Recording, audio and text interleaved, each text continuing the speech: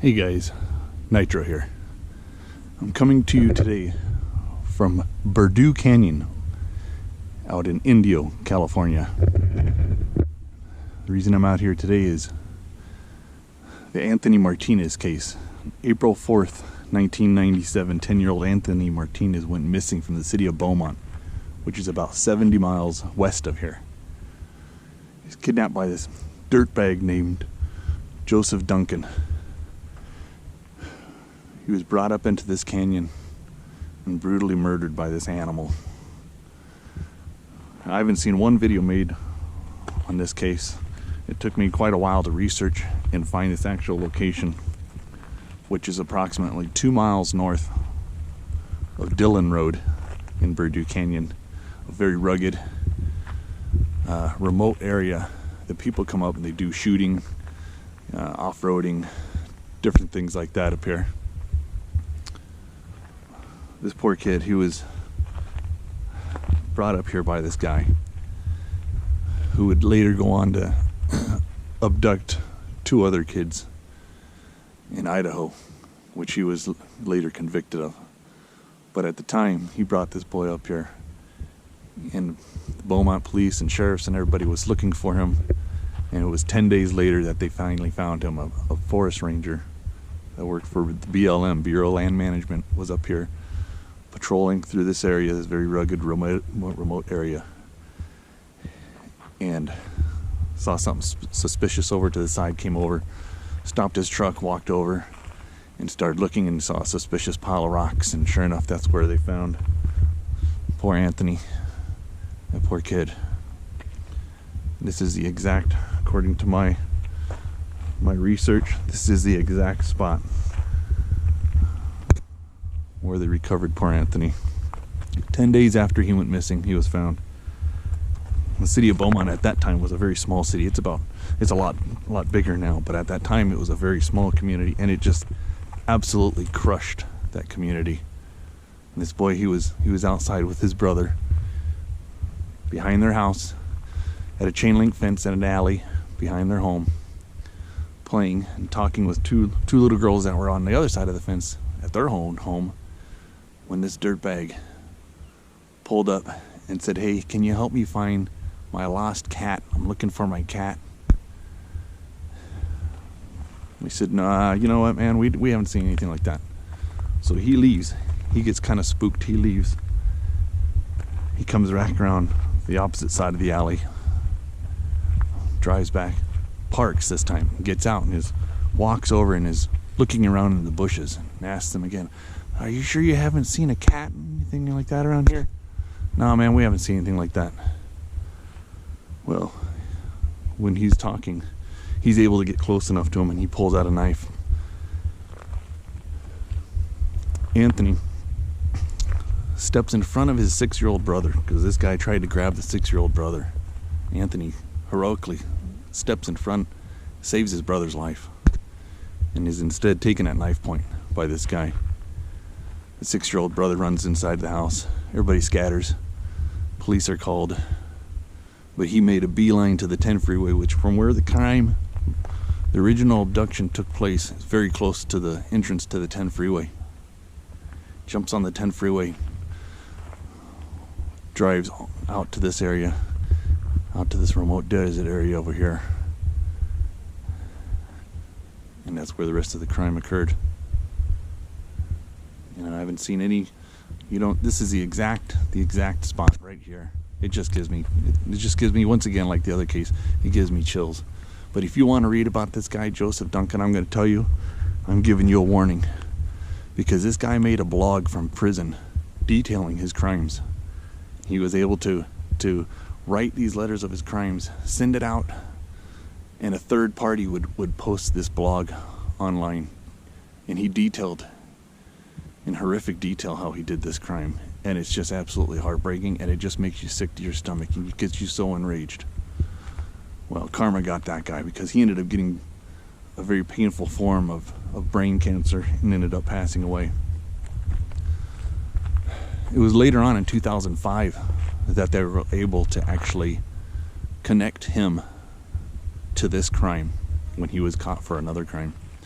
and they were able to match his fingerprint to some duct tape that had been on poor Anthony's wrists and ankles when he was found. When they presented that to him, that's when he confessed and he admitted, yeah, I took that kid too. No remorse whatsoever. The guy's just another animal. You know, if I thought the toolbox killers were bad when I made those videos, you know what? This guy made those guys look like a couple Catholic schoolboys. This guy was just an absolute animal. But I've never seen a video made on this location. I've never seen mention of this case even. Kind of fell through the cracks. Another one of these cases that falls through the cracks. Well, you know what? These kids can't be, forgotten. And these murder victims can't be forgotten. So you got to put it out there. We got to put it out there to remember and honor these poor victims. I mean, what a horrible place to pass away. You know, you bludgeoned by a rock. Bludgeoned by a rock. Admitted by the suspect. That's how he passed away, right here. And then where you see this landslide area, he pulled rocks over the body to try and conceal the body. Unbelievable. You can see a target out there from people coming out here shooting. People stand out here and shoot, target shoot and stuff. No idea what happened. This is the exact location. No clue. No clue. There should be a little memorial here for poor Anthony. There really should be. Just like the toolbox victims. You know, people, like I mentioned before, people hike by there. No clue what happened there. No clue what's gone on there. Well, these people can't be forgotten. You know what? And I'm starting to make a point on my channel to make sure these people aren't forgotten. Because, you know what? These poor people need to be honored. When they go through something horrific like that, they leave this earth in such a horrific fashion. They should not be forgotten. And maybe, it'll raise awareness and people will keep a little closer eye on their surroundings and their, their loved ones and their kids and stuff like that, and maybe report something suspicious if they see a suspicious guy driving through their neighborhood that looks like a real creepy dude. Maybe they'll see, they'll wake up, take notice. What is that? Look at that. A little set of bones or something right there. I don't know if it was on a lizard or something or what.